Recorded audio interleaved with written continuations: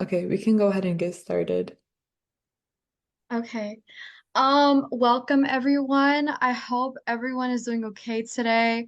Thank you for joining today's workshop. And then we'll just get ahead and get started with introducing the hosts.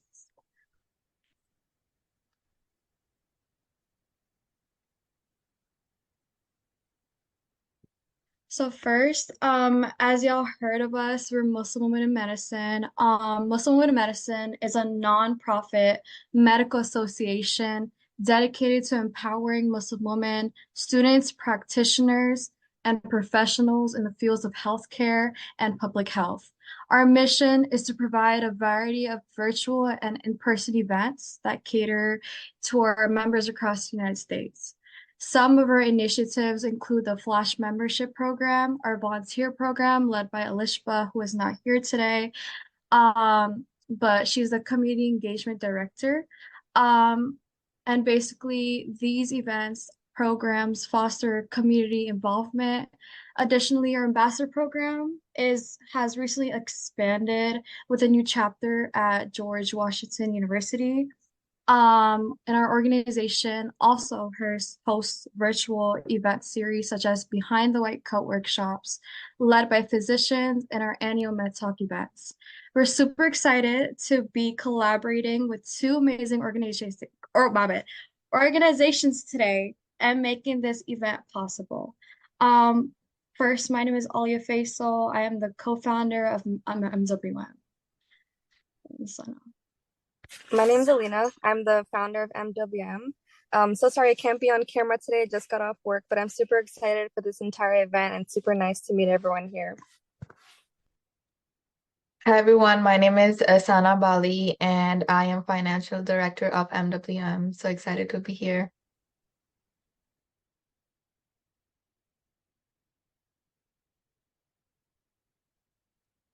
All right, hi everyone. My name is Ryan Mirza, and I'm one of the co-presidents of ASA at UMICH, along with Ala Hamle.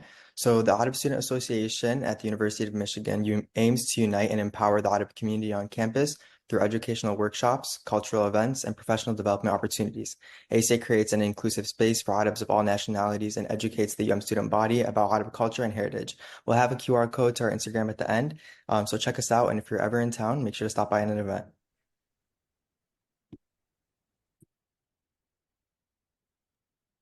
Hi everyone, my name is Farah and I'm Vice President of the Arab American Health Initiative. The Arab American Health Initiative is a nonprofit organization that works to reduce health disparities, highlight healthcare needs, and increase health literacy within the Arab American community. We do this through several events like Health Education Days, where we go to financially impoverished schools and we host different events. You can see it in the middle photo. We also work with other nonprofits like Zaman. Recently, we worked on their grand opening. They opened a women's and children's clinic, so that was a really good opportunity. And finally, we also have photos from Huda Urban Gardens where we volunteer to provide different vegetables and fruits to the clinic in Detroit. And with me is Ahmed, our president of AAHI. Hi everyone, my name is Ahmed. I'm the president of AAHI. Very nice to meet you all and looking forward for the event. All right, before they start the panel discussion, I just want to give a quick overview of the panel discussion. The event will begin with it, and then we will follow that with a Q&A session. So please save your questions until then. We will conclude with breakout rooms where you can network with each speaker and ask about careers, resume building and formatting, overcoming career challenges, interview skills, and more.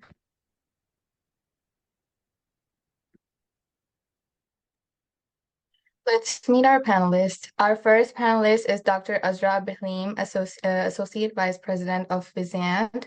Dr. Azra Bihlim is an executive in healthcare industry and brings over 15 years of healthcare experience in retail, hospital, academic, and specialty settings. Dr. Bihlim is recognized in the industry for her experts being featured in the Wall Street Journal, ABC News, CBS, and speaks at industry conferences on maximizing value and supply chain management for acute and non-acute settings. She's also worked with various nonprofit organizations to provide accessible healthcare for all. Thank you so much, Dr. Azra, for being here tonight with us. Okay, I'm going to introduce Dr. Nadine Jawad. Dr. Jawad is currently training to become a board-certified preventive medicine physician. She earned her Bachelor's of Arts in Public Policy from the University of Michigan Ford School, her Master's of Philosophy from Oxford as a Rhodes Scholar, and her medical degree from Stanford as a Knights Hensley Scholar. Sorry if I pronounced that wrong. Additionally, Dr. Jawad recently founded a health profession advising agency to help individuals achieve their professional goals. I added that in. It's very new, but I'm sure she's had a lot of experience previously doing it. So we're excited to have you here today, Dr. Jawad, and excited to hear from you. And last, we have Dr. Ruba Ali Fahmi, and she's a professor of breast pathology and gynecological pathology at the University of Michigan, where she also serves as the medical director of breast pathology and the director of the Breast Pathology Fellowship. So she was the past president of the National Arab American Medical Association, NAMA, and is the current chair and founder of NAMA Next Gen. With over 28 years of practice and more than 140 publications and 500 plus sightings, Dr. Ali Fahmi specializes in cytopathology, molecular genetics, obstetrics and perinatal pathology, and surgical pathology. This just touches the surface of everything she's accomplished, so warm welcome to her.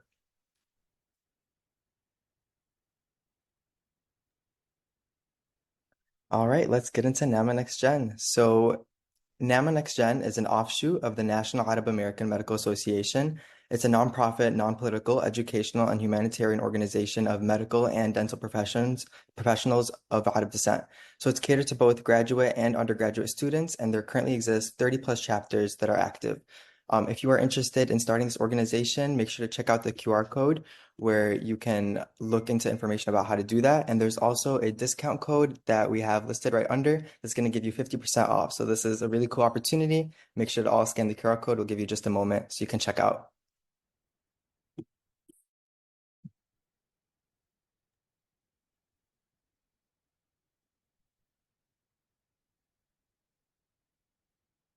Next slide.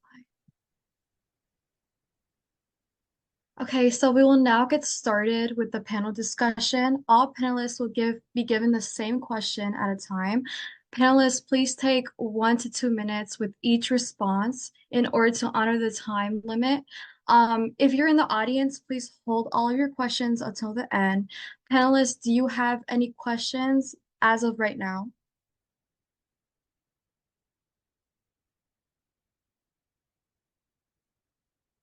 Okay. All right. Now I'm going to go ahead and hand it over to one of the ASA moderators to begin.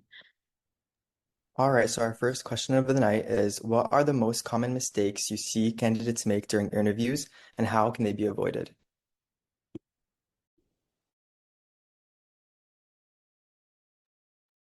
Do you have an order in mind, or do you want us to just go? I was going to say, feel free for everyone who feels like they can answer the question the best, or if you feel like you have no input on the question, you don't need to answer it. And if someone's already touched something that you said and you don't need to answer anymore. So it's totally up to you guys how you prefer to answer the questions. Okay, oh yeah, Dr. Go Fahmi, ahead. No, please go ahead. It's just I want to say a couple of words. It's a great questions for sure. I mean, it's nice to put it together. I would feel like the most important things in your interview to be yourself. You know, people try to impress so much and being so nervous. I just always remember that the interviewee, like you are in an interview to tell about yourself and answer the questions. I know it's sometimes nerve-wracking, but the most important things, just be yourself. Answer what's the best answer can come to your head. Tell them who you are. Don't try to put things that you don't believe in it. It's not you. I know it's hard to say relax because especially, let's say, if you are going to medical school or residency or interviewing for a job. Yeah, I understand it's nerve-wracking, especially first interview.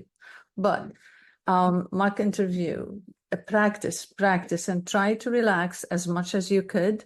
This is like the advice I'd give every student, and you see it. And some people, they would be the interviewee. Like, let's say I'm interviewing somebody and I know they start like all over the place. Honestly, I try to calm them down. I'm like, and it's okay to tell them, from me, at least this, after all of these years, I'm so comfortable telling them, relax, let's chat about something or come up with something they are comfortable with. So my advice, just be yourself. And I'll turn it to Nadine. I know she has, more to add as well. I think I would love if you were my interviewer, because my advice is going to be kind of on the realm of what happens when you get tripped up. So some of the mistakes, I guess let's start big picture. So I think this applies to medical school, but specifically I'm thinking about fellowship interviews when I did the Rhodes and the Truman.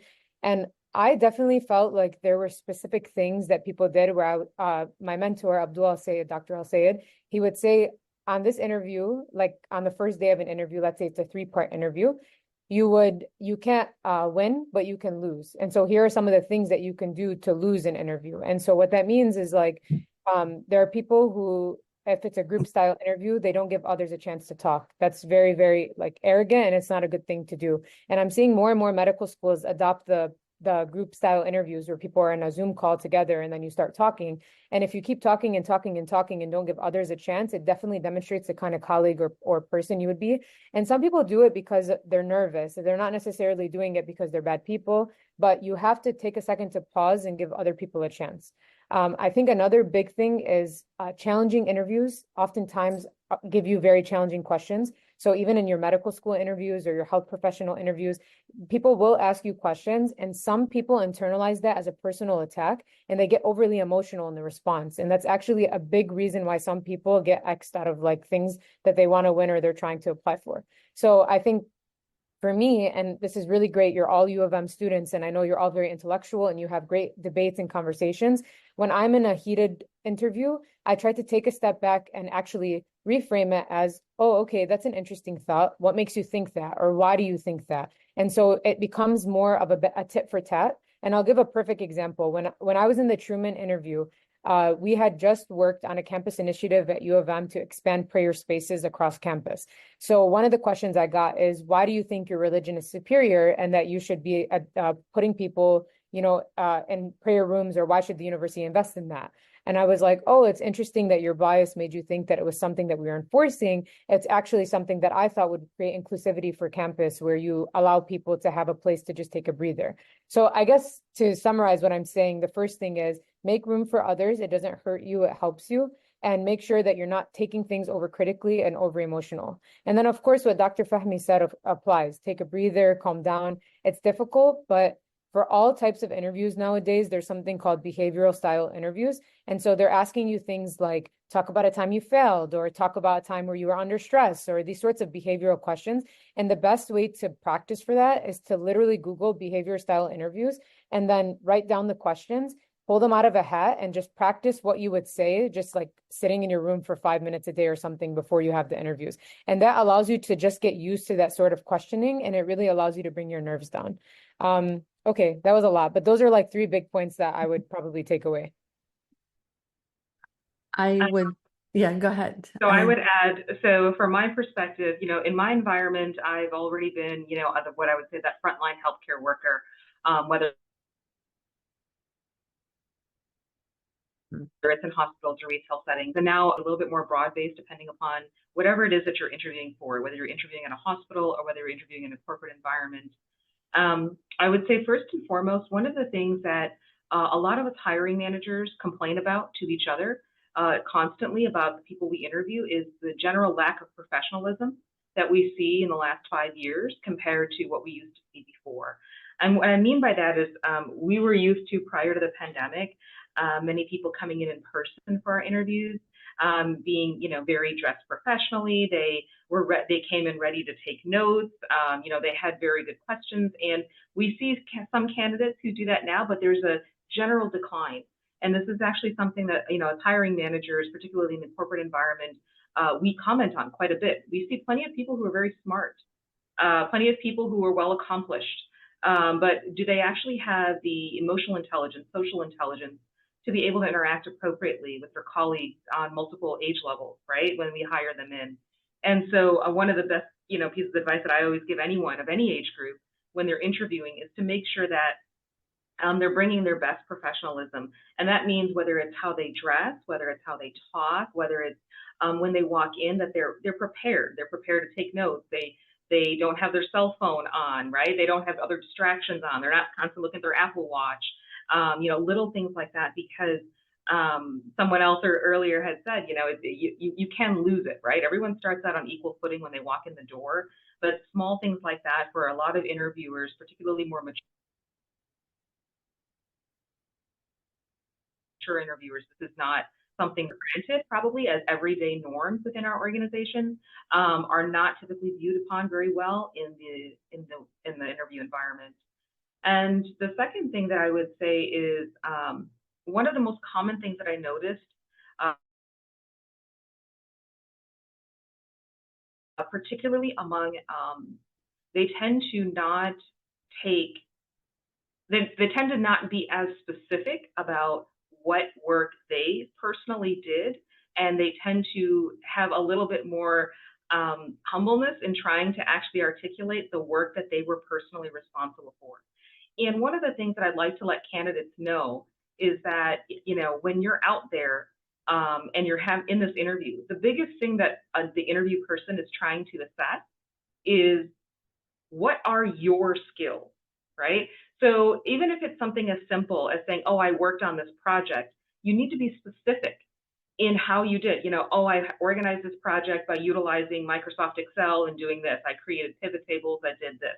And by doing so, what you're doing is you're actually demonstrating and giving an example of what your skills are and how you've chosen to utilize them, which gives them insight into your critical thinking skills. So that's actually one of the things that, the difference between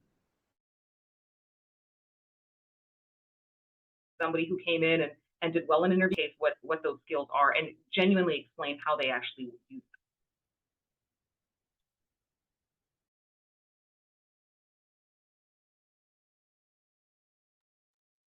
Dr. Baham, first, that was amazing feedback even for myself. So thanks for that response. And then also there's sometimes every minute or so, there's a small glitch in your Wi-Fi. So I just wanted to let you know, because I want to soak in everything you're saying. So thank you very much. I'll see if I can improve on that. Thank you. Okay. Thank you so much to the panelists for their insights. Thank you. Okay, so we'll move on to the next question. What are the key elements of a standout resume, and how can applicants effectively tailor their resumes for different job positions?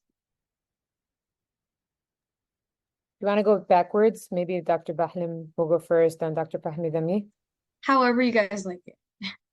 Yeah, sure. We'll we'll do that. Right. So key elements of a resume, and okay. So first and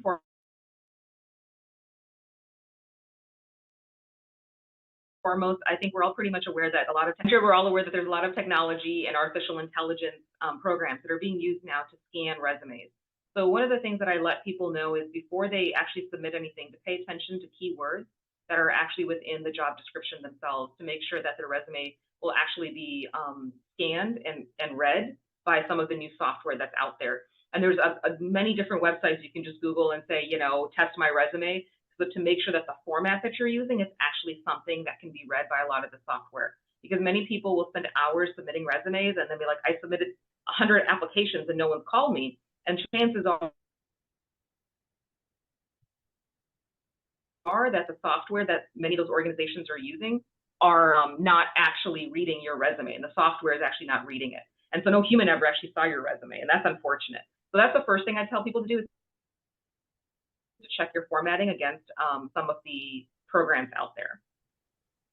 And then the second thing that I'll say from a resume standpoint is making sure that you're quantifying what your accomplishments are, and being specific. If you led a project, let me know how many people were on there, how long was the project, what was the objective, what was the outcome, right? So I led a project with 5 people for 9 months that involved a budget of $500,000 for a nonprofit organization.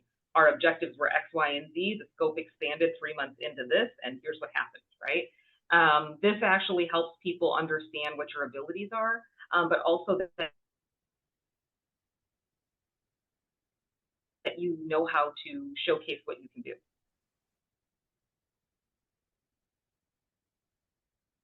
Azra, I have to tell you that your internet, it connect. I mean, it goes on. So I don't know if it's only me, but with me, it's even more exaggerated. But I love what you said. Absolutely. You know, if I got like most of what you said, that you know, keep everything standard and applied for the job. It has to be the same relevant. I mean, I would advise everybody, everything has to be accurate 100%. Try not to exaggerate too much. I'm not saying underestimate yourself, but it has to be accurate. You know, do I look at which verb you're using? Frankly, I'm talking about myself. I look at the resume and I look at what exactly you've done, how many hours of volunteering, you started a society, how much was it like sincere job? If you, let's say, started something, is it only a line in your CV? Or was it really effective things that you've done in that society? What you've done makes a big difference for me, more than the format. I mean, frankly, more than the format itself.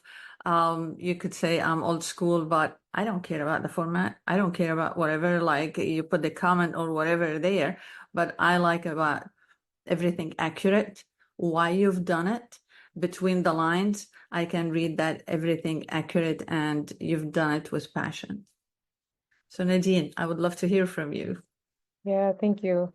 Okay, so I guess broadly speaking, I think the best resumes have three components that I would look for in a candidate for a fellowship or a professional school. So you have leadership, you have service, and you have technical skills. So your technical skills are the things that, for example, if I'm applying to medical school, it's expected that I had hours of shadowing or that I worked in a research lab or that I've done the things that prepare me to become a physician. The leadership is not being the club president of 10 different things. It's a couple leadership experiences that you can talk about because you're so passionate about in an interview for the whole thing if you had the chance. So that, like, it's something and it doesn't have to be, oh, I was the president of something. It could be taking leadership on initiative. It could be leadership in an office as a manager, like any sort of leadership, but leadership is definitely the second one. And then third one is service. And I think most fellowships that you'll find have those three components in some form. And that's kind of what I would look for. And then I just want to comment broadly on it was kind of already touched on by both of the people before me about what it looks like when you're starting an organization.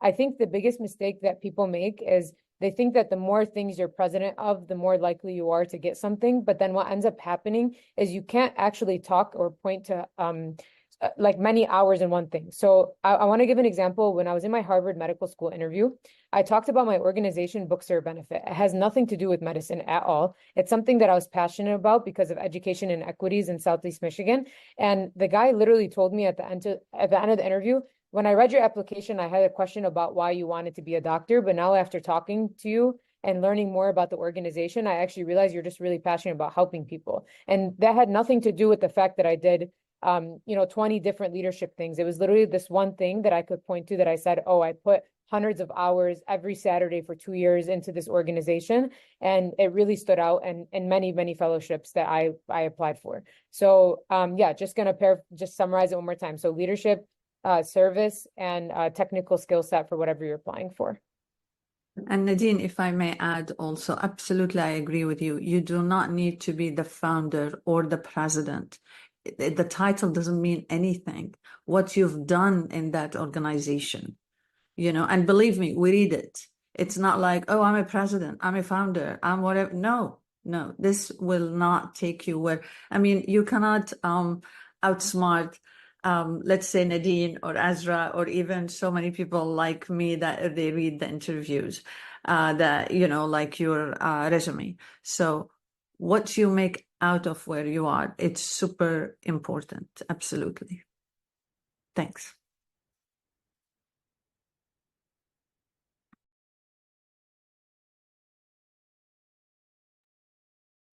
So our next question is, how should individuals assess their strengths and interests to make informed decisions about their career paths?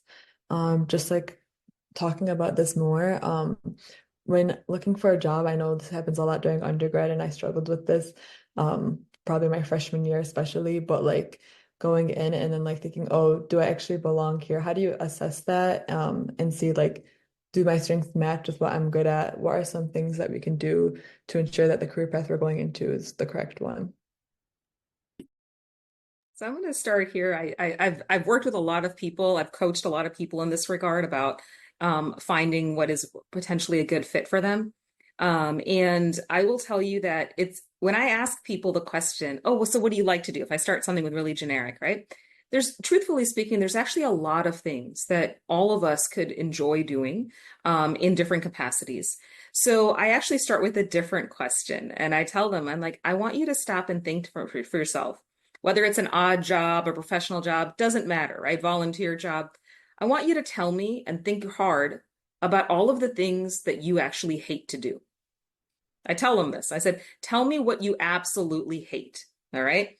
And this actually helps you narrow things down quite a bit and much faster, you know. And I tell them, I said, and here's why, because when you know, and for a lot of folks, they might say, oh, you know, I had this job where I worked at Chipotle, man, I really hated working with customers, right? Or somebody tells me, you know, oh, I used to work at a coffee shop, and you know what and I would ask them, and so they would tell me the things that they hate, and I would say, okay, well, why did you dislike that, right? And I asked them to kind of dig into this a little bit more. And when they tell me the things that they actually disliked and why, that actually helps to rule out types of work and types of things that they shouldn't be doing, right? So I have folks who are what I would consider to be a little bit more on the introverted side. They're like, oh, you know, like I get really nervous. I have to talk to people, right? And so they might be oriented towards, you know, a career path that didn't have that as intense. What I will tell you is that in today's environment, luckily, many of the careers that people are interested in, because it's just their subject matter expertise, each one of these careers has different types of jobs in that career that enable you to go and do the things that you actually enjoy. So what do I mean by that? You know, if you're somebody who is in healthcare and you're a healthcare professional, but let's say you enjoy data and analytics, right? There are actually jobs for healthcare professionals in data and analytics, right? So where these things intersect, a lot of people feel like they have to choose one or the other. So I tell people, you know, when you're assessing your strengths and interests, start by making a list of the things that you just hate. Like, I don't want to do this ever again. I tried this, you know, it really didn't jive with me. And then think about, when you think about healthcare, think about all of the different types of settings that you're aware of. There's a lot of things that we don't know, right? And if I think about the job that I currently have today, back when I was in graduate school, I didn't know that these types of jobs existed, right? And so that's what I tell people, just from a start, particularly when you're in college, to make a start about that.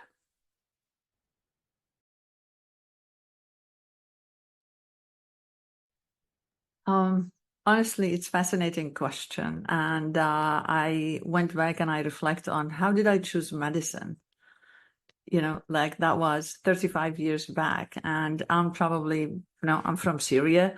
So I did so well in the baccalaureate. I don't know if you know the baccalaureate. So of course, first thing to my dad and my mom, oh, you're going to medical school, because back home, you just walk to the medical school after you reach your score so high. So did I like medicine at that much? I don't know. And how would I tell my student now? I mean, that's a great question, that what do you hate? But how about what do you like? And it's so difficult to narrow it down. It's not easy, you know, and it's so many other, I mean, there are so many other variables in your life as well, you know, so you know that you are the best of the best. What would you choose?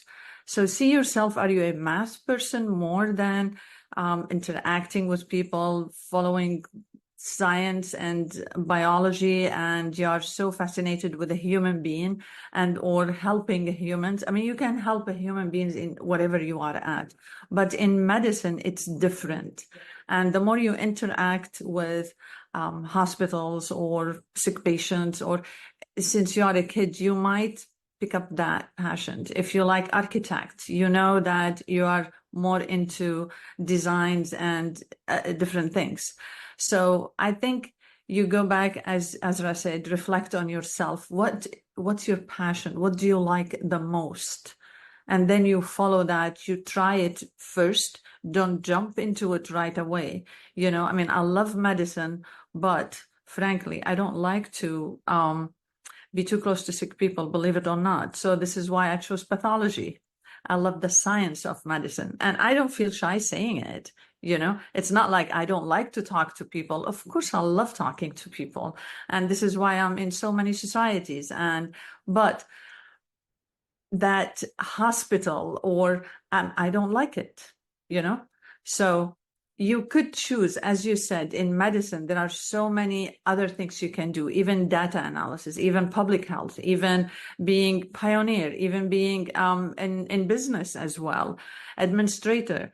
So you could branch out to things that you like, but to start as in the undergrad and say, okay, what would I do next?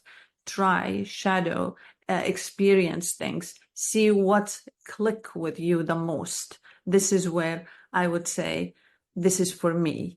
I'm strong in this area. This is how I should follow my passion. I hope I answer your questions. It's so difficult. And I was like, wow, how would I tell? I have 2 kids. How did I advise them? Both of them, they want to go to medicine. And you know, when it clicked after COVID. That was their call, you know. And after shadowing and being in the hospitals, and my son actually did patient transporter. I thought, like, are you sure you have to do the even lowest that, like, be in the hospital? He loved it, and this is what he wants, you know. Thank you. So when I was in first year of undergrad, the ASA had a mentorship program with the medical school at Michigan. And I got it was actually not just for Arab students, it was for all minority pre-medical students. And I was paired with a 4th-year medical student who looked at my resume in the second month of med school right after Festival, and I had all the things like Red Cross Club, AMSA, ASA, LSA, like everything. And he was like, you know, you have a lot of these things on your resume, but if you woke up tomorrow and you could do none of these things, is there anything here that you would actually be sad about not doing?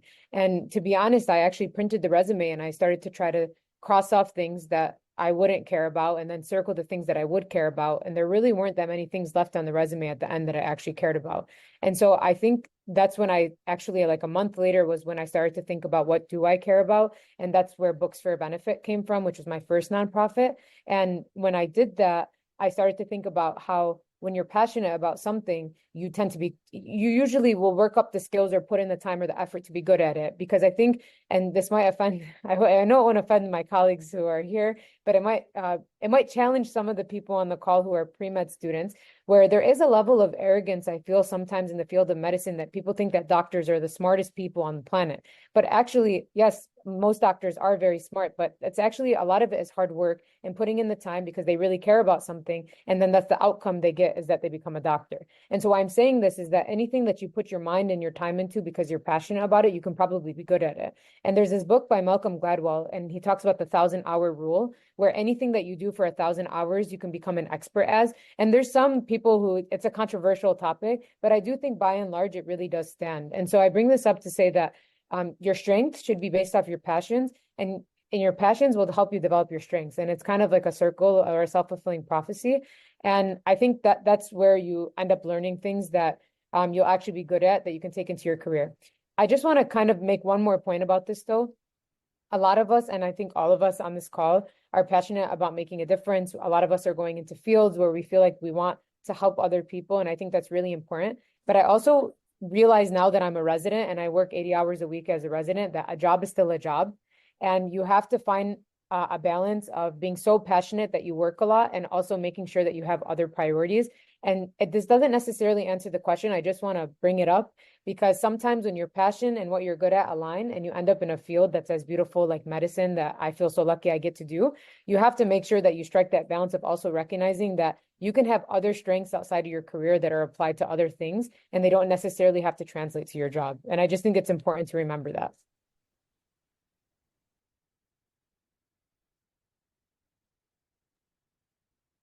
Thank you guys. That was really good input. I honestly took down some notes as well. Yeah, those are really amazing responses. I hope this question is more, easier for you guys. Those questions you guys answered like beautifully. Okay, so what strategies do you recommend for continuous professional development, especially for those starting their careers? I'm happy to start. We can go the reverse. Okay, Um, go ahead. so I actually just had a phone call with my mentor today, and one of the things that she told me was to make sure that I'm always setting up coffees and dinners and phone calls with people that I want to be like professionally. And so I think the thing that ends up happening sometimes, especially early on in your career, is you get locked into something and you kind of feel stuck because you put so much time into something. So you're just kind of you're grasping to that because that's the thing you know. But there's this whole world of ideas and careers and people that are doing amazing things and doing non-traditional things that are very like novel compared to the things that you thought were possible. So the more that you surround yourself with people that you want to be like, not necessarily their career. For example, one of my mentors, I actually don't want his career at all, but I want his character and the way that he treats the world and the way that he engages and he thinks about the world. So I try to set up every 3 months a call with him or a dinner or something, so I can just learn and glean from that sort of person that he is, because he really is so inspiring. And so I think definitely feel free to like cold call people, email people, message people on Instagram, try to talk to people and set things up. And if they're busy, they'll just say, I'm busy, like no hard feelings. But I do think who you surround yourself with really does determine the kind of thoughts that you have about what you can do. And that's the best advice that I got my first year of undergrad. And I've heavily relied on those mentors and that professional network that I developed. That's beautiful, Nadine. I mean, absolutely. Having a mentor, not only one mentor. In my life, I had so many, and don't think that you'll click to this mentor and that's it for life. No, it's like a circle. You change mentors, the more you develop your careers. And I would always reach out to them. Till now, I do have a coach, actually career coach. I do have mentors. I changed job just recently at University of Michigan. Was not an easy move, but I was surrounded by people. They advised me and like, it's time to change and, go to a different level. Not only that, AMC, they do have a lot of career development. At University of Michigan, we have Wayne State, every place. I would attend these, it just, you always learn something. It will not change you, but it'll polish your knowledge, that you look at things differently. You might act slightly differently. I'm not saying it'll change you. Again, it just polish your knowledge. So mentorship, attending, courses, there are few free, so many. You don't have to pay for them. And every stage has different, in your life, different level of, mentorings and attending these courses. And always try to be, give yourself credit, be nice to yourself, and then open up. You would develop naturally and surround yourself. This is a great advice. People will lift you up with them. You don't want to go to a place that everybody's complaining. They complain it's too sunny because, or it's too cloudy or whatever. They complain about everything. You'll suck that energy and it will put you down. So go around successful, happy people. I'm not saying successful being like a director or chair or no. It just being successful and happy and love your job. This is the most important things. Azra, what do you think? That was all great. That was all really great. One of the things that is more prevalent than it was again, 10, 15 years ago is we move. right? We moved to other states. We got a great job. Maybe, we want to move to a different state because our parents are there, or, you have to relocate for a spouse's job. And so one of the things that I tell people, particularly when they're starting out in their career, is that they have a tendency to definitely leverage and use the resources that they're used to from college, right? Or from graduate school. And what I tell them to do is expand just a little bit outside of that. And, think about first and foremost, joining a more professional organization that is nationwide, because you may find yourself in a different state tomorrow. You may be in Michigan today and you just got a great residency opportunity in Alabama, right? And if you start early by engaging in some of the national organizations, you'll already have a professional network that you can tap into if you're even considering those opportunities.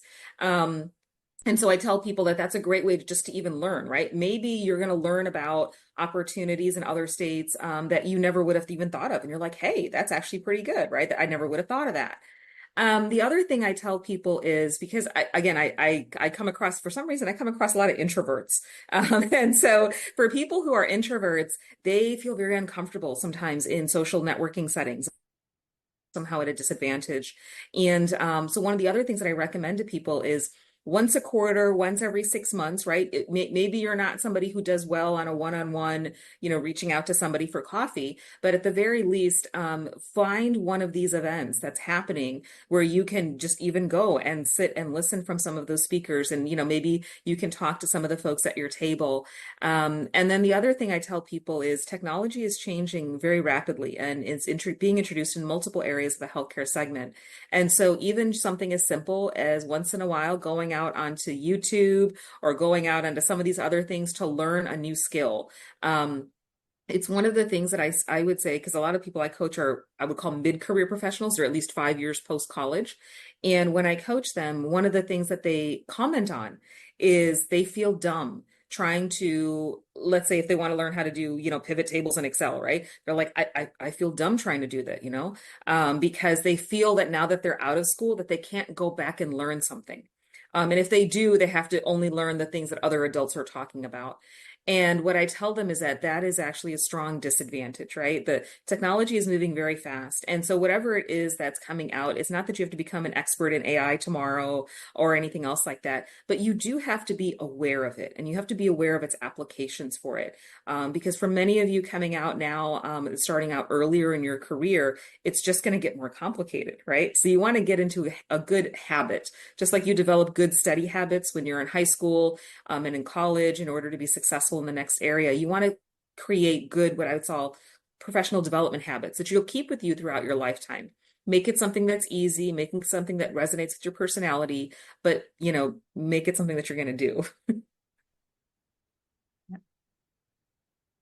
Very insightful responses. Thank you all. We're going to go into our last question now. So what advice do you have for professionals who feel stuck or uncertain about their career progression, and how can they effectively navigate such challenges?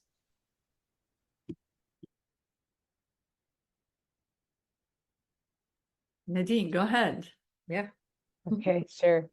I guess this one is a bit different for me to answer because I just started my career, but I guess when I was in medical school, I really wanted to quit like 10 times. So the part about uncertain about the progression. So I've talked about this on TikTok. It's like a widely known thing. And I talked about it at the speech I gave at U of M this past year at the graduation, but I failed step 1. And when that happened, I really had to ask myself, why am I even in medical school? It's something that I knew I could probably finish if I really worked towards it, but it was really making me miserable for a lot of different reasons.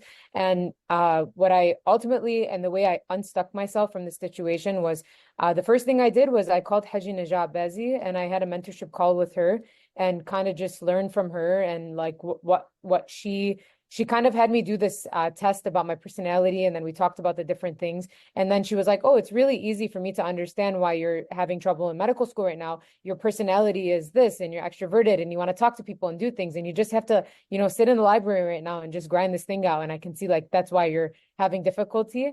And the other thing that she talked about and that really inspired me was, when you're doing something very difficult, what is the end goal? Like, why am I doing it? And so I swear this is literally a thing that I wrote and thought in my head. I said, well, in 10 years, what is the one thing in medical school that I really cared about? And on Mondays, I worked at a homeless shelter where I provided primary care for unhoused people in our community in Palo Alto. And that was literally the only day of the week that I was happy. Like all the other stuff, I was like, I don't care about surgery. I don't like neurology. I don't care about any of this. But when I was doing primary care in that clinic, I actually felt like I was making a really big difference and I really loved it. And after that experience and after talking to Haji Najat, I actually started to think about, okay, while I'm doing my MD as a means to an end, I want to become a public health doctor. And my MD gives me that prescribing power where on a Monday, if someone that's an unhoused or is an asylum seeker and they don't have a simple blood pressure medication like lisinopril, I can prescribe it. And that's a very, very powerful tool. And I really, really loved the idea of having prescribing power to assist with people's medical needs. And so when I was taking step 1 the second time, it's an 8-hour exam. And around like hour 7, I was just in the trenches. I was like, oh, I can't go back in the room. This is too much. Like I was very overwhelmed. And the thought I kept having was like, who are you doing this for? Like, who do you want to do it for? And I kept thinking about my work on refugee health and asylum health and how this was my passion and something I care about. And so when I wanted to give up, that would like allow me to snap out of that problem. And so that's kind of how I unstuck myself from that freeze I felt in medical school of really wanting to quit and not become a doctor. That's beautiful. That's really wonderful. And in a way, I mean, I could put it in my life in perspective in 25 years. And every time I feel stuck, you feel like, what's the goal? Why I'm doing this? The word why, it makes you kind of like more relaxed or more you see why you're doing it. That's beautiful the way you put it. And honestly, all of us, we have this feeling, why I'm doing this. I mean, it's especially when you are overwhelmed, or honestly, I have it whenever I have like a deadline and I panic and I'm like so behind and you can tell like a mother, a wife, and so ambitious. And I have so many things plus my work. So sometimes it gets overwhelming. So you just like calm down, breathe, talk to your mentor, and I'm so lucky to have very supportive husband that we talked all the time. And I know I love pathology, and every time I get a project, and the projects I love that I started the idea, these were the projects they see the light at the end and I get the publication out of it or the grant or whatever.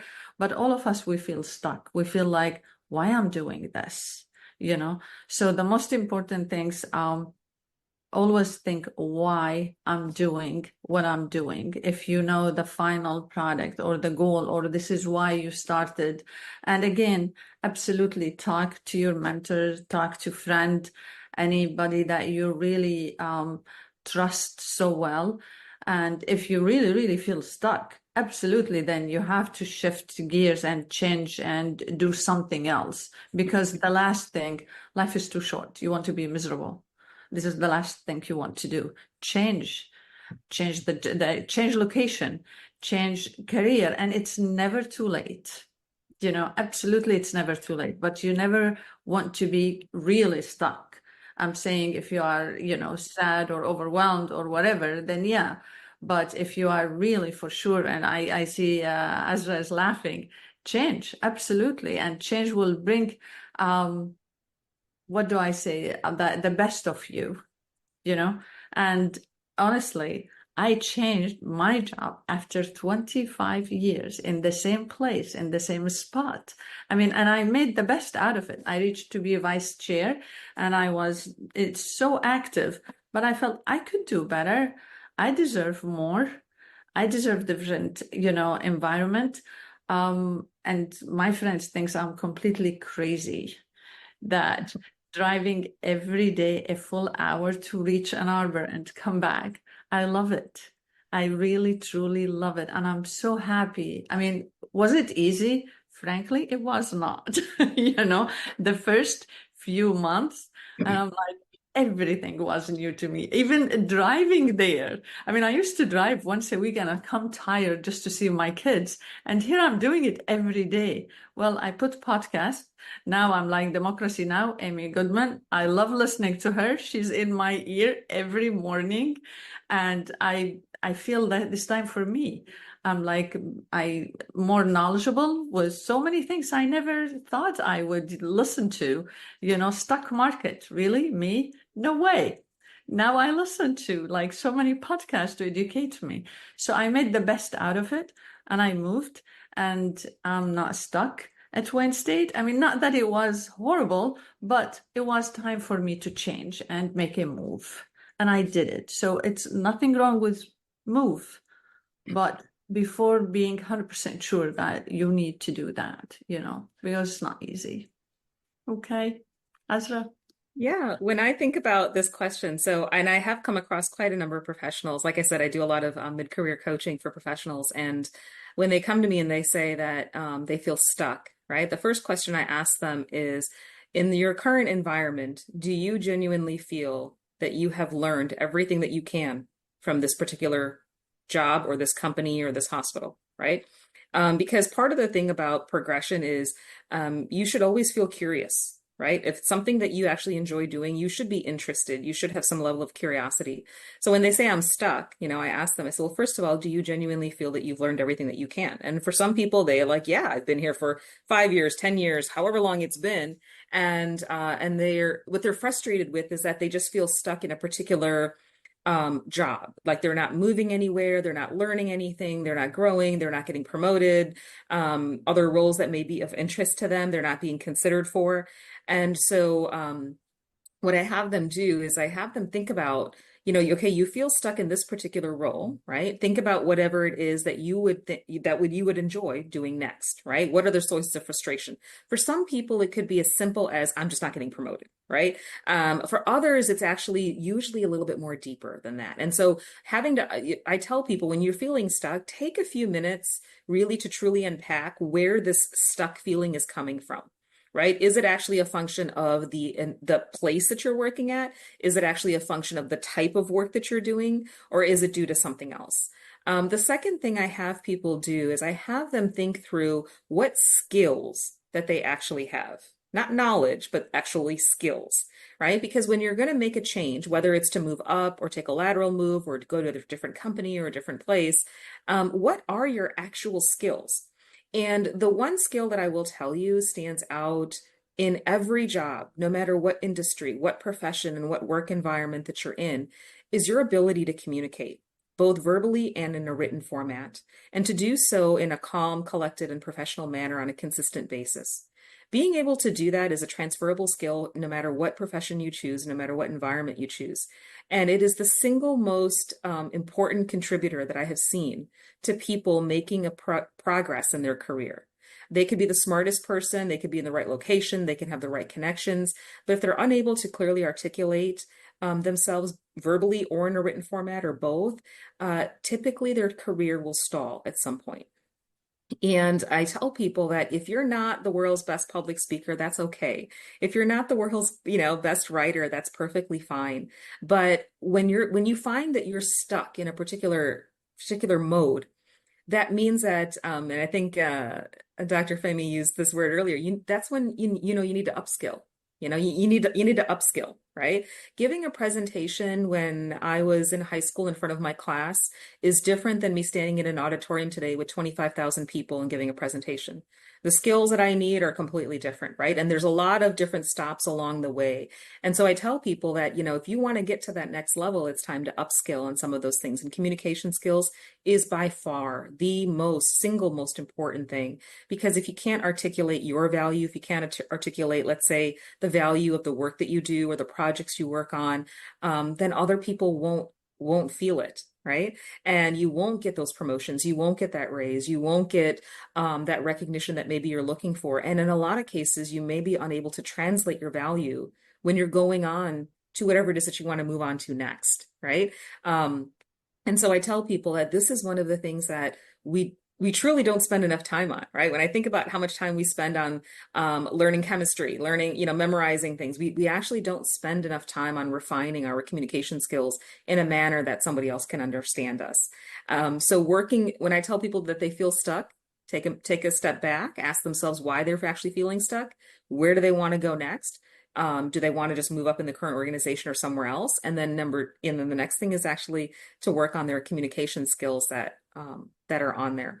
I think that for a lot of people who felt stuck, who really invested the time and energy into these things, they really were able to get what I call unstuck, right? They were actually able to pivot, like Dr. Femi said, either you move on to a different location, right? And maybe that is the answer, because maybe where you're at just isn't the right cultural environment. It could be, just because something's a great name or a big name doesn't mean that it's a good cultural fit. Or maybe it was a cultural fit for a different version of you that, 5, 10 years ago when you started working there, right? But now that you've had different life experiences, you're ready to move on to something else. So those are some of the things that I tell the people that I coach. Yeah, Azra, if I add, take the risk. Mm-hmm. Absolutely. Don't let anything stop you from taking the risk. And it's okay, And life is full of risks, right? And if you sit without doing anything, there is no risk. There is a risk every minute we breathe in this life, right? Do it. Take the risk. Moving, doing something new, learning something different, articulate exactly what Azra said. We get so scared, like, oh, they might, evaluate us. Did I say the right thing? Did I, impress them? Did I, whatever? Don't let any of this affect you. Just do it freely, if this is the right word. And, don't get scared that be yourself and speak up. And if the right word is articulate about yourself, absolutely be yourself as advocate.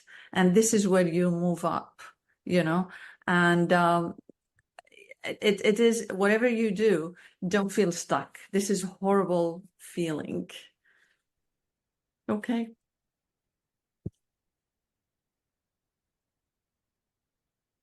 I think this is our last question. Yes. We were going to open up the floor to Q&A now if anyone from the group had any questions they wanted to ask. And we're going to give about 5 minutes for this and 5 minutes for the breakout rooms just to respect everybody's time. I know everyone's probably had a long day and it's a Friday, so. Before we start that, can I say thank you to Ryan, just to give the shout out for Nama Next Gen. I appreciate it, Ryan. And hopefully, and speaking up on behalf of Nama Next Gen, they are students, probably most of you cross paths and you are in multiple organizations, not only one, which is great, but hopefully I'll see you with Nama Next Gen since I'm now in Michigan. So I'm the advisor for Nama Next Gen chapter for the undergrad and for the medical student.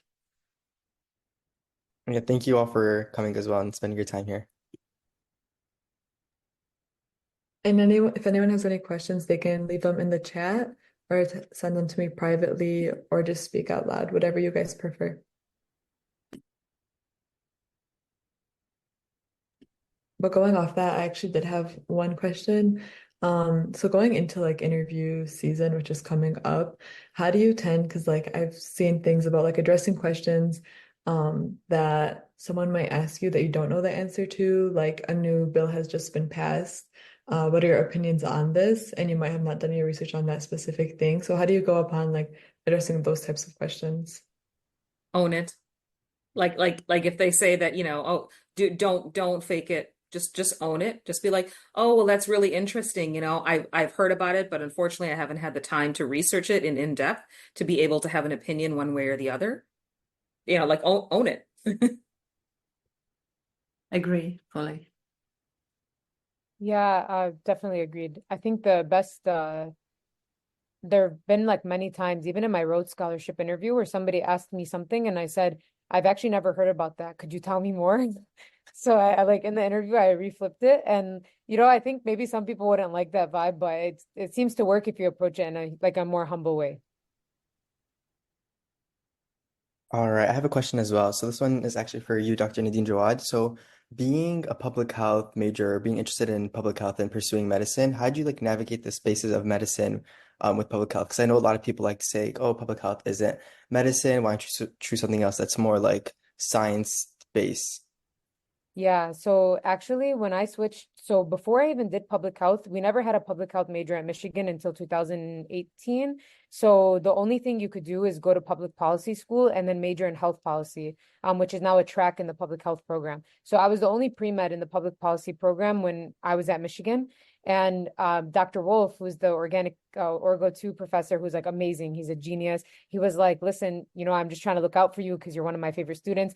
If I was reviewing your application, I don't know that I would necessarily like the fact that you studied public policy. Like it's not really something that we look for in the medical students here. And I do think that, and I wrote him an email like 4 or 5 years later, because I think that times have really shifted in medical schools where people actually do think that studying things non-science are okay for medical school as long as you've done well and done the prerequisites, of course. But I guess like to specifically answer the question, I guess the question is how do you navigate it or Yeah, because like personal experiences, I'm majoring in public health and I've had like at research interviews, I've had like professors tell me I don't see where public health necessarily fits in medicine. So like why did you choose that? So like how do you approach that question? Yeah. So this is such a big question. So first of all, there is a residency which I'm in, and well, fingers crossed, hopefully we'll soon sign a contract for. It's called General Preventive Medicine and Public Health. It is a residency. It's one of the oldest residencies. It was a residency since family medicine days. And this residency is specifically for people who want to be public health doctors. But, and this is a whole different talk, and you should email me and we can talk about it. So I don't waste the time. But this residency is so small because it's extremely underfunded in the budget for residencies in the US. So not a lot of people can afford to or do take the risk of applying. And a lot of the ability to take the risk in applying does come from privilege, your medical school debt. There's a whole conversation about if you should pursue this residency or not. But for people who want to do more clinical residencies like internal medicine, family medicine, pediatrics, the best doctors are people who can do really high quality clinical care and also understand bigger issues. So for example, at Stanford, every single pediatrician that I worked with is doing some sort of global health research or some sort of public health research. One of them literally founded an organization to, during the pandemic, provide more nutritious, free and reduced lunches to kids who are on the free and reduced lunch program. That's not necessarily her listening to someone's heart with the stethoscope, but she was making sure that her patients had good, nutritious food. And so when people say that, I would just be prepared with like a response about how you see yourself seeing patients, but you also recognize that the bigger problems that patients are experiencing are not medical issues, they're public health problems. And the best people in public health are the ones that are trained in medicine and have good clinical experiences. And so definitely happy to talk about it. But I do think, because one more thing I'll say, sorry, just want to be mindful of time, is that when I worked in DC before I went to medical school, I was working in kind of conflict health. Like that was the think tank that I was working in. And we would sit around like these big luxurious tables in DC and talk about Syria and Raqqa and all these horrible things. And people were just like theorizing in abstraction, like about their policy opinions on people's livelihoods. And I was like, I really think what's missing from these conversations is actual people on the ground from these communities and who are trained in how to address medical emergencies. And so now that I'm a medical doctor and I'm part of those same spaces sometimes, I feel like I bring so much more to the conversation because I can actually critique the policies and give better feedback on how to modify them to actually make a medical difference on communities. So that's a lot. I know it's a recorded response, but you can definitely email me so we can talk more about it. Nadine, actually nowadays, and for Ryan, public health is super important in every aspect in medicine, not only in internal medicine or infectious disease, in every aspect, in surgery, in pathology, and they look at you differently, as you mentioned, because you are looking at things globally. You are not zooming into the like DNA aspect of the disease, but you are understanding the disease from different perspectives. So it's a plus, I would say, nowadays. Probably before, people were a little bit, excuse my language, ignorant, but now people understand, and it is a huge plus for you wherever you go, going surgery, going internal medicine, ophthalmology, and you would have a head of anybody else going to residency with MPH, in my experience, So I would recommend it to any student measuring or taking MPH during your medical school or after. I took 2 semesters a couple of years back. I couldn't finish it because I was full on service 100%, but it's wonderful. Absolutely. Thank you both.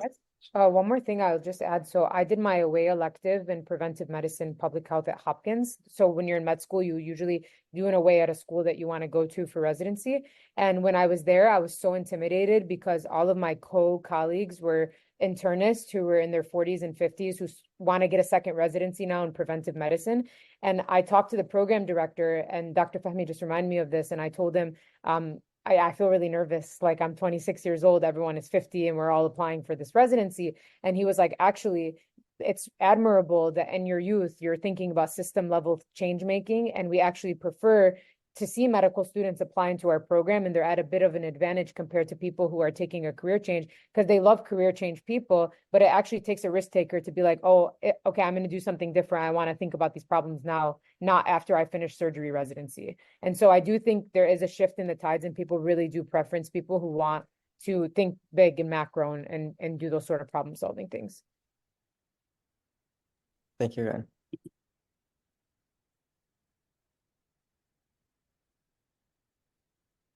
If there are no other questions, we'll move into the breakout rooms. But if anyone has a question, just feel free to text it in the chat or just speak out loud.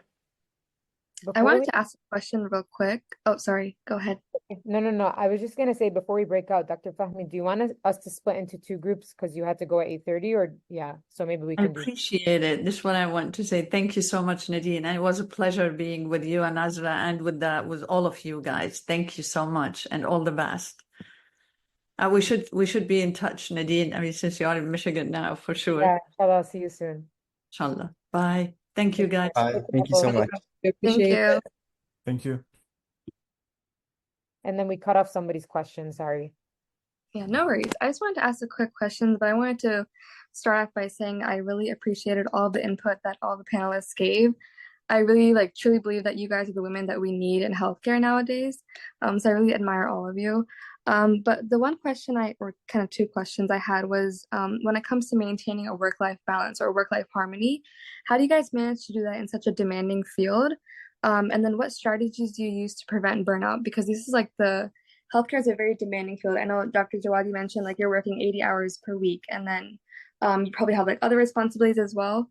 So when someone's thinking about going into this field, what advice could you give them about that? I think that Dr. Azra should go first because she'll probably have a lot to say. She's a coach on this. Yeah, so one of the things that I actually implemented, first of all, it's a great question. Okay, it's a great question. And this is actually something that I implemented in probably my last year of school. I gone back, to get the next degree and so on and so forth. I'm in my last year, and I was doing this full time, and I was working 3 jobs. And so one of the things that I always recommend people to do is, I recognized this early on in my life, actually, probably when I was in undergraduate, that if I didn't strike a balance, I was going to be unhappy, right? If I didn't learn to strike a balance then between studying, professional development, faith, religion, family, fun, all of these things, and I had to come up with something, right? So I'm just going to share with you my little schedule. Okay. You can alter this however way works for you. But I set a couple of what I call golden rules for myself. Even though I was working the 3 jobs. And so the golden rule was, I never worked on Friday night and Saturday night. That's it. And I got calls because there were shortages, double overtime pay, whatever, and so on and so forth. And you might have student loans, and that's it's very tempting. But I did this for a reason. So my parents and my family members all knew if they needed me, that's it. Whatever social events, whatever things that they had, or they needed me for something, it was something that they could count on. And so all of the other weekdays and weeknights I worked, back and forth between the jobs. And then on the weekends, both Saturday and Sunday, I also worked, right? Or studied or did whatever it is that I needed to do. And then Sunday night was reserved for always just myself. That's the night to do laundry and to do all of these other things that you need to do. But what I advise people is, you need to really think about those things that are important in your life, right? At the end of the day, there's always going to be something more you can do. There's always going to be something more you can learn about, right? But all of these things in some way, shape, or form do drain your battery. And a lot of the things connection to your family, to your friends, to a certain social environment, to your faith. These are the things that are actually fueling your battery for you to keep going, right? And so it's important that whether it's on a daily basis or a weekly basis, that you're actually cognizant of this and you're making adjustments there. But the biggest thing that I find between people who experience burnout and those who don't is that the biggest difference is the person holds the line, right? That they didn't give in, that they didn't make compromises, like, oh, but so and so asked, so I'm going to go ahead and do this. And as soon as you start doing that, there's a domino effect on everything else in your life, slowly, one by one, not coming into focus. There are going to be times and periods in your life, like Dr. Jawad, right, where you're working 80 hours. And then later on in your life, that might dial back to, hey, 55. Okay, right? And then it might dial back up. And so knowing what I would say those levers are in your life, right? Like, hey, this is going to be the time period where I'm working 80 hours. Don't tell yourself, okay, I'm going to be working 80 hours now for the next 2-3 years. I'm never taking a vacation. I'm never going to somebody's wedding. I'm not, I can't take off for Eid. Like all of these things. Don't do that, right? You're going to be miserable, and even if it's what you're doing is your passion, you're going to burn out really fast. So make sure that on a weekly, daily, or monthly basis that you're reevaluating and balancing those elements. Yeah, I wish I had this advice 6 years ago. So, I mean, some of and like I've talked to some of you in the past. In undergrad, I really didn't understand boundaries. I didn't understand saying no. I had like an unhealthy ambition to the point where I wanted to do everything and be perfect at everything. And it was really, really bad for me. So by the end of undergrad, I was like really, really struggling a lot with my mental health because I really didn't have that balance. I'm so sorry.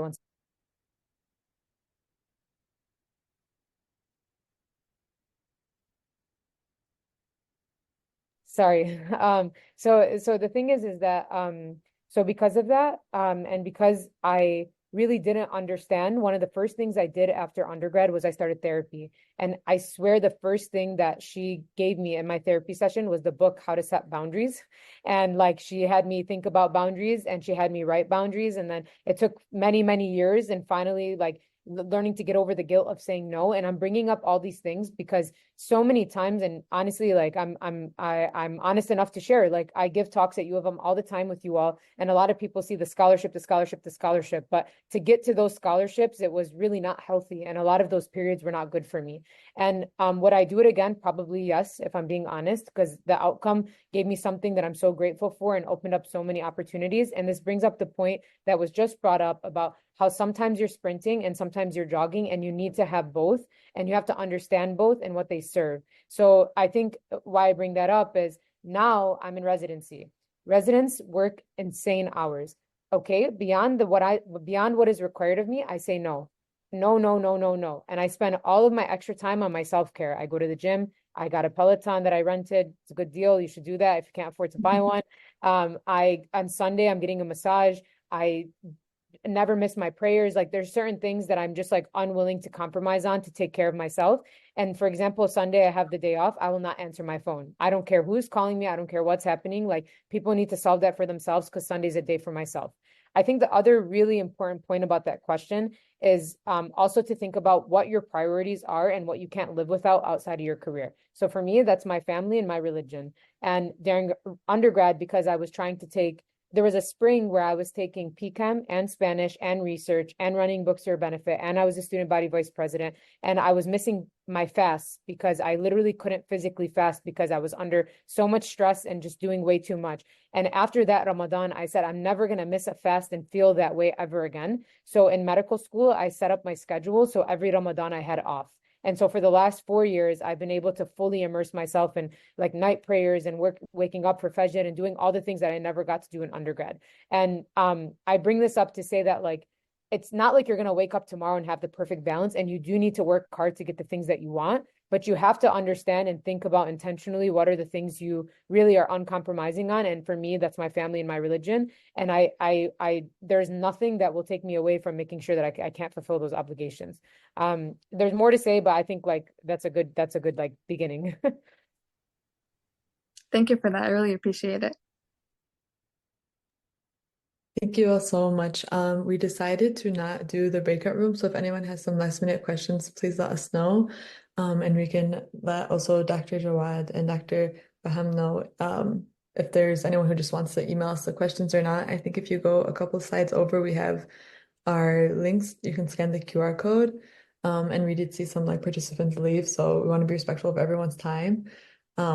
And we have a recording, so we will send it out. Thank you guys all for coming. We appreciate it. I really, really enjoyed your talks, and I literally was taking notes the entire time. So I look forward to reviewing them.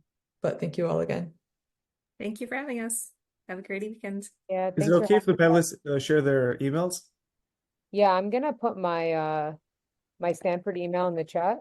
Mhm. And then because that one, if people email me, it might take some time just because I filter like all the things I need to respond to there. But you can email me questions, and as soon as I can, I'll respond. Sometimes it might take like a week or something. Great, thank you so much. Yeah, thanks everyone. Thank you. Thank you. Take care. Thank you. Bye, everyone. Thank you.